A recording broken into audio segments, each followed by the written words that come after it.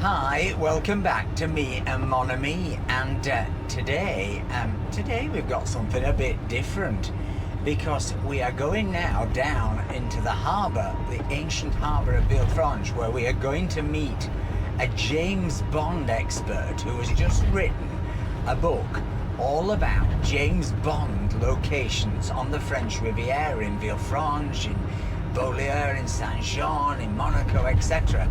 And today he is going to take us on a tour of those locations.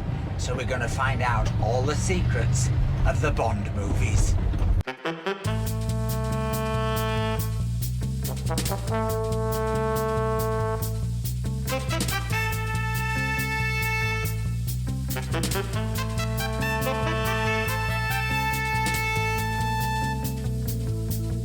So, Mr. Boo, are you a fan of the James Bond oeuvre? I'm a big fan of the James Bond oeuvre. Are you? Yeah, I love them Bond movies. Do you? What's your favourite? Well, I like the Connery era. Oh, the Connery era. And any kind of Shirley Bassey era, really. Goldfinger and She in Diamonds Are it? Forever. No, the songs at the beginning. Oh yeah, Goldfinger. Goldfinger. Do you know Goldfinger was named after a tower block in West London? Really? Well, Trellick Tower, and there's another one in South London, famous bit of brutalist architecture, and the architect was named Erno Goldfinger. And I think rumour has it that Ian Fleming hated his architecture, hated his brutalism. Should we go down here? Yeah. And so he made the Bond villain, well, he called him after the architect. Oh. Top fact. That's Very. probably the only thing I know about James Bond, really. Well, you're about to learn a lot more, aren't you? We are, because Simon Firth has written 2 books on Bond, and this last weekend there's been this huge Bond convention of Bondies, hasn't there, in Villefranche? And they've come here and they've watched the movies that were filmed here, and they've dressed up, and they've had an auction of Bond memorabilia, and they've also had, fascinatingly, the original stuntman who performed some of the stunts for the Bond movies in Villefranche and down here on the Riviera. Ooh, I don't think that was him. And he's been telling people all about how he did them, because, you know, there was no green screen in those days. If a motorbike flew over a car, well, it did, with all the inherent risks. And, you know, many of those stunt riders, they may have lived to tell the tale, but I think many of them suffered quite a lot of injuries over the years. But anyway, hopefully Simon is going to tell us all about that, and we're going to get to see some places around here that you will suddenly go, oh my goodness, I had no idea that Bond was filmed here, or that those bits were joined together to pretend it was all one chase. They do that in the cinema. They do that in the movies. They cheat. Anyway, hopefully Simon is going to be along here in the Dars at the Happy Whale, and hopefully this rain is going to disappear. We are having the most bizarre June. But anyway, today is all about Bond. So, poor old Simon. There he is. I sent him a message saying we're late. Do you think we can pull up outside the shipmate's office for a minute? Yes, I think we can, can't we? Don't you think? For a minute. For a minute. We'll put the flashers on. Right. Let's go meet Simon. Now, Mr. Boo, we've only got 2 seats in Elton. Have you just realised? So Simon is going to have to, because he's the expert. And what I was thinking is you could be our Miss Moneypenny, and you could go back to the sort of headquarters of MI5 or whatever it is. So anyway, Simon, we need to mic you up. Right. And get you in the car, and you can demonstrate your expertise. All right, let's do this. Let's do this. Right, let's just do a sound check. So can you just give me a 1 to 10? 1, 2, 3, 4, 5, 6, 7, 8, 9, 10. Lovely, right. So, Simon, this is our first Bond location, isn't it? It is indeed. It is indeed. Yeah. And it's in the ancient harbour of Villefranche, in the Darse of Villefranche. And tell us about this location. Tell us which film it was in. So it was in Never Say Never Again, Sean Connery's last James Bond film. Let's say it was a rogue James Bond film because it wasn't filmed by the production company that does the majority of the films, Eon Productions. Filmed in 1983, Right. and yes, we are coming down into Port d'Arce. The motorbike chase starts in Villefranche, up in the hills, in a private estate called Castellet. Which is where Tina Turner lived. Which is where Tina Turner lived, absolutely, yes. And heads out to Menton and Monaco, but then in the spirit of editing ends up right here with a motorbike jump done by motorcycle stunt artist Michael Runyard. Who you've had in Villefranche this weekend. Who we haven't you? have had in Villefranche for a few events. Yeah, certainly. So, I mean, Michael Runyard, American stuntman, just the most gracious, lovely, quietest of guys. He did a lot of training for the jump just up and down this road, but when he understood that there was, he was able to make the jump and not crash into the wall or into the water, jumped over that little canal there and broke his shock absorbers. So you say shoulder? No. He's broken everything, Has he? but on this occasion he broke only the shock absorbers. Wow, because I was saying in the intro coming down here with Mr. Boo that what's different about cinema now is that, of course, so much can be blue screen and green screen and cheated and digitally enhanced. Yeah. In those days, the stunts were the stunts. Yeah. In fact, we covered that on one or two of the talks. I think the talk that we had at the Riviera King, someone asked exactly that same question, and he said, yeah, the stunts today they're completely different. I mean, he did everything for real. There wasn't any CGI. There was minimal sort of graphics, or if there was graphics, it was nothing to do with his stunt. So he really was right in the thick of it. Yeah. So that's our first location into the harbour. Now, because a lot of films have been shot in Villefranche over the years, everything from absolutely fabulous, a classic, not, through to W.E. Madonna, definitely not a classic. In fact, I once saw Madonna. She was directing the film in this town, and she was wearing black, like a director. Really? Very serious, yes. So she didn't take the script seriously. It's one of the worst films ever made. Unwatchable. Don't let me put you off. But W.E. But an awful lot of films over the years have been shot in Villefranche.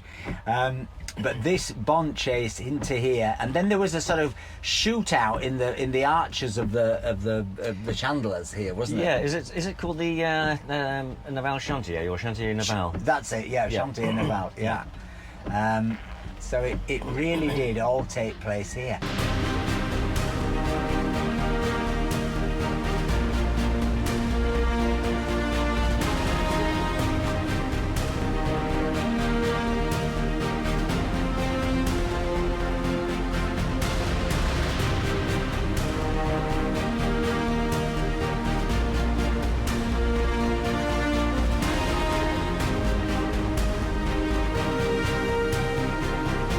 Anyway, we're going to move on now to the second of our locations, providing we don't, drown in this rain. Yeah. I don't think Bond ever had weather like this. This is your worst day of filming, isn't it? It's possibly one of the worst weather days. I'm sorry. We are mid-June and this weather is absolutely incredible. Last year it was so hot we couldn't get in this car. This year it's so wet we can't get in this car. I mean, I'd have to find something else to moan about next year. There's somebody behind us. So I better move on.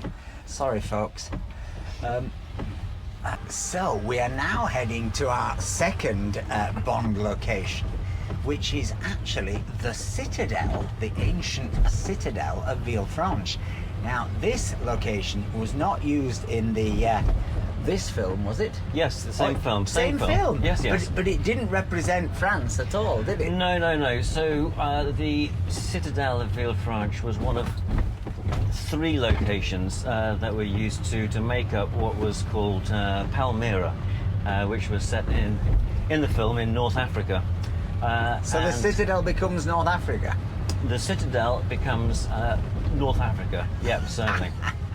There was some minor set decoration, some building to make the what is now the parking area underneath the arches of the citadel to be a square where Domino is sold to some gypsies as a slave, one presumes. Oh, and who's Domino? And Domino is the Not a pizza.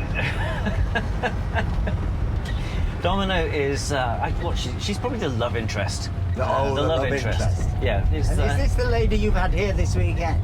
No. Yes. No. We had here this weekend as part of the event Barbara Carrera, and she plays the femme fatale. The femme fatale. Absolutely superb actress, lovely lady, and yeah, she was here for the last sort of 4 or 5 days. Right. Wow.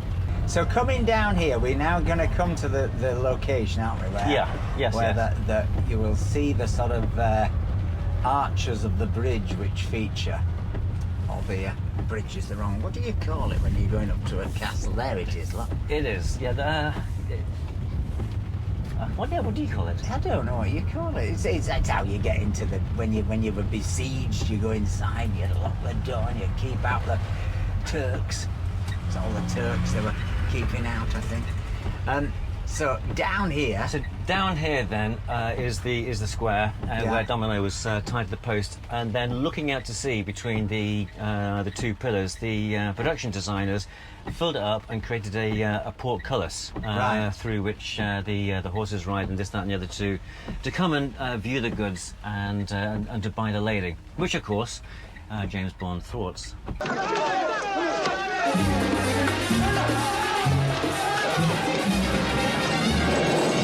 He saved the day. He saves the day. Good old James. Fantastic. But it's really interesting that I mean, presumably they must have come here and they were using the port as one location when the location scout came, and maybe they went, well, this could become this, because it's economics as well, isn't it? Everybody's in one place. Everyone's in one place, you know. But interestingly, for those who have seen the film, who remembers the film, the Palmyra is made up of 3 locations. So the Citadel is one location.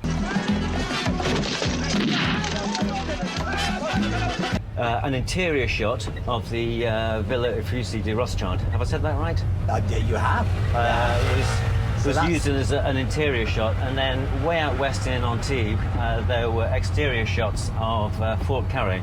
Right. It's three locations make up the one villain's lair. Fantastic. And the interior shots that were done at the Rothschild Villa, they were did that become a casino or something? No. No, not at all. It was just I haven't got a clue what you call it actually. A hallway. So it was. I think it was set dressed in sort of African rugs. All of the objets d'art from Madame Rothschild were removed, and the that must have taken a while. Right. Yeah.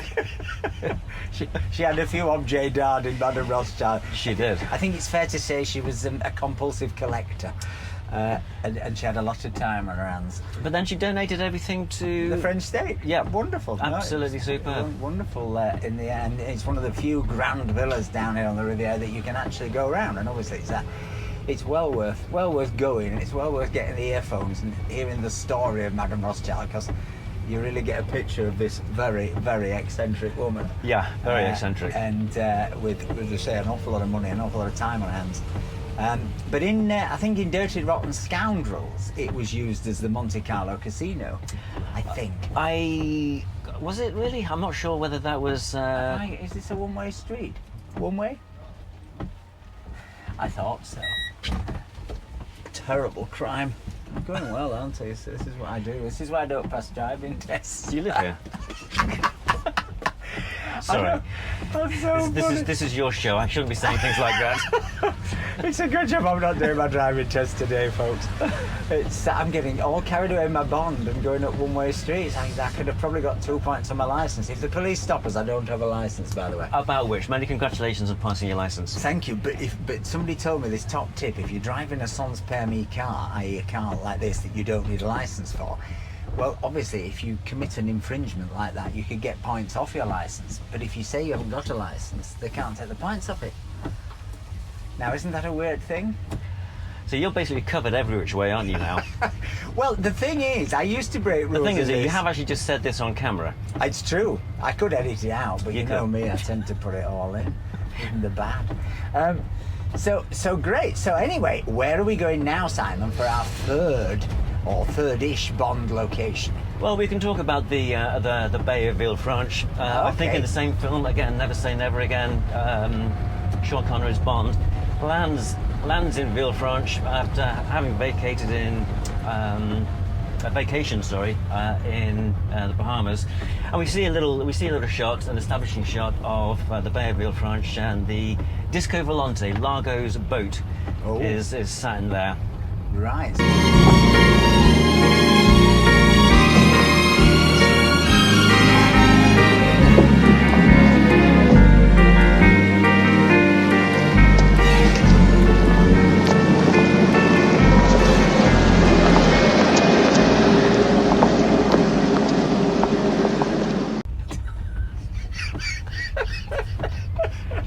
This is so much fun. It really is. It's a very strange car. It didn't go very fast up here. Have you noticed? That's kilometres. Oh, yeah. This is maximum. This is foot to the floor. This is, oh, right, okay. Because it's a top speed of 45 kilometres an hour, 28 miles an hour. James Bond, he wouldn't have escaped any baddies in this, would he? Now it's a solid line. I've got to stop at this. I've learnt that from Nick. Anything else filmed on Saint-Jean-Cap-Ferrat? Well, not really, but in terms of the completion of Bond, David Niven, he made in 1967 another actual rogue James Bond, a comedic version of Casino Royale. He did. And in fact, you talked about this villa. It's a beautiful villa in pink. It faces east, Yeah. overlooking the Bay of Beaulieu-sur-Mer, I think. Yeah, it's a villa called Lo Scoglietto, Little Rock. Well, it was. I think it's now called Fleur de Cap. I think it is. I think it is. There's quite And a story with we're not whoever owns sure. it now. We're not sure whether David Niven actually ever bought it from Charlie Chaplin, are we? He didn't buy it from Charlie Chaplin. There was a gap. Charlie Chaplin, I don't think actually owned it. Charlie Chaplin rented it for a summer season. Oh, so close. You know what? So we're talking about this book. I've just published it, and already it's out of date. Thank you very much. Well, I could be wrong, but from my research, I could never actually find proof that Chaplin owned it. But there was a big, and certainly Chaplin stayed there, but it's a beautiful house. And if you want to walk to it, it's one of the nicest and easiest walks in this area, which is known as locally as the David Niven Walk. Well, I'll show you where it is, just down here. It's a great way to spend the afternoon. You get to see the Niven villa, and then you can walk into the village of Saint-Jean, and you can stop for a little aperitif, a little. It's best to actually start the walk, I think, on the east side, isn't it? Because then you're walking towards the villa. And From if you- here, just here. Yeah. on the east side of the peninsula, because then in the early morning sun it catches the pink, everything gets lit up, the bougainvillea flowers. Yeah, this is where the walk begins, and if you just walk on there, then Lo Scoglietto, you can see just there. Yeah. Yeah, Yeah, that's it. That's where to begin your walk. If you come to Beaulieu, and you'll get to see a Bond location. But as you say, David Niven, it was a sort of spoof Bond, wasn't it? It was, yes, it was. Basildon Bond. It was, yeah. That was actually the second of the three versions of Casino Royale. Obviously, the last one being with Daniel Craig. Actually, can I just ask? We're talking about Bond, but on a scale of 1 to 10, how interested are you in Bond? Have you got an interest in Bond? Well, I was going to say I don't have a great interest, and then I realised, because we were talking about this the other night, that when I was about 11 years old, I rather pretentiously wrote a novel. Not a story, a novel. I decided I'd carry on this story, and I've still got it. It's called Death Chase, and it is absolutely a James Bond rip-off. You know, it's about a man who tries to avenge the death of his wife, and sort of there are lots of capers and adventures and chases and exploding mountains. Do you still have it? I do have it. It's in fact I mean. Well, here in I Villefranche? think I've got it in Villefranche. I've got a picture of it. I'll put it up on the screen if and anybody like a copy, I could, you know. No, I'm not. Definitely not going to send that out. But it ends with something like the phrase, he come to the end of his 9 lives. He was on his 10th life. But he did what he wanted to do, so that's what mattered. Oh, was this plagiarised from the films or the books? I think everything really. I didn't consciously think James Bond, but I'm sure it came across is. like that. Yeah, it is. Kidding me, a wheel spin, yeah? It's a Excellent. belt on the motor. Brilliant. It's like a washing machine. It slips. It does.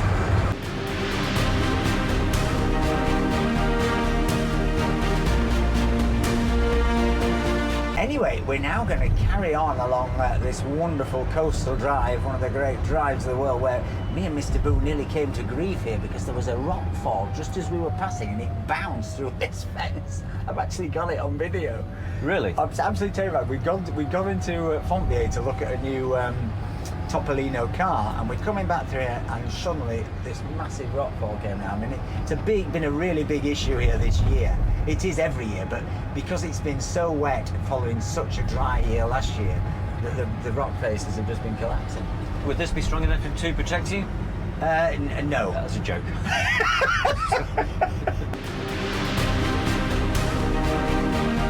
There's definitely the postman seems to have crashed into the back of the Volkswagen up here or something.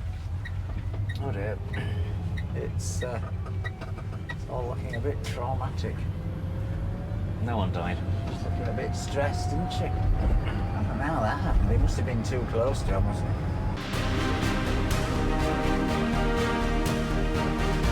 So what was shot in Monaco, Simon?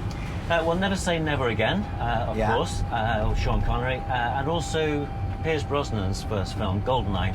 Ah.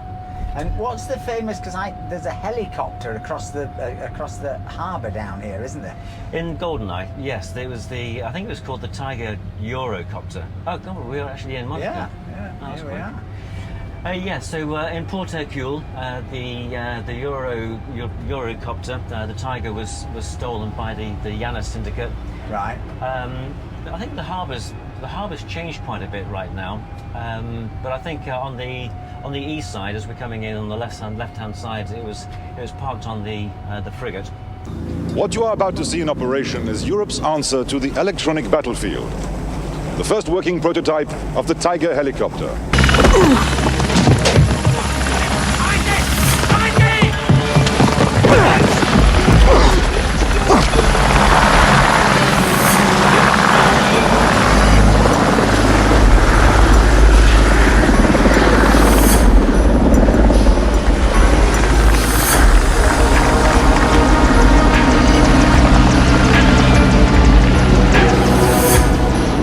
Anyway, here we are at the casino. So just to At Monte our Carlo. right, then, is the entrance to the opera of the casino, and that's Yeah. where we see Sean Connery running up the steps in Never Say Never Again to gain access to the casino. Right. Not too sure why they decided to use that entrance when, of course, you have the much more impressive front entrance. And of course, we see this in GoldenEye when Pierce Brosnan's James Bond drives down this road and parks up in front of the casino and says to Pierre, "Ça va bien." Ça va bien.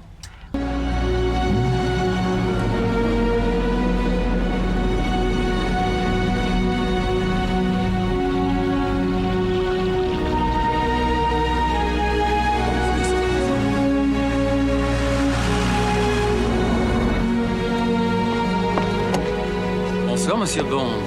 Très heureux de vous revoir. Bonsoir, Pierre. Ça va bien? Interestingly, for all of the car fans, I don't know whether it was Pierce Brosnan's first day of filming, but when he was driving the Aston Martin DB5 down here, he actually forgot to take the handbrake off. Right. So as he drove down here and parked up in front of the casino, the brakes were smoking. Not a good start for James Bond. Needless to say, they did it again. We've never had that problem. So, you were saying Roger Moore was he a resident of Monaco? Yeah, Roger Moore, he was first of all, a residence in the beautiful Village Perche, I think it's called, of Saint-Paul-de-Vence. Right. With his ex-wife Louisa. And then I think he moved to Monaco to be with his last wife before the great man passed on. So, and of course, just along the coast from here is Menton, the last town on the coastline when I was doing all my infernal driving lessons. And that has been used for a lot of Bond stuff, hasn't it? Yeah, it has indeed. Yeah, we're sticking with the film Never Say Never Again, and Michael Runyard on the motorbike as Bond. He's chasing and being chased by Fatima Blush. Fatima Blush. Say it again. Fatima Blush. Fatima Blush. As played by Barbara Carrera. And the chase basically starts in Villefranche, it goes towards Monaco, goes into Menton before actually turning around, and the magic of editing ends up back in Villefranche. Right. And Michael Runyard is on his bike, and he's charging up the stairs. He goes across the square in front of the main cathedral, and then down the stairs on the other side, and then into a tunnel. Right. And gets herded into a flatbed lorry. Yeah. Spins around. The ramp pops up. You'll see all this on video. And James Bond escapes back into Villefranche.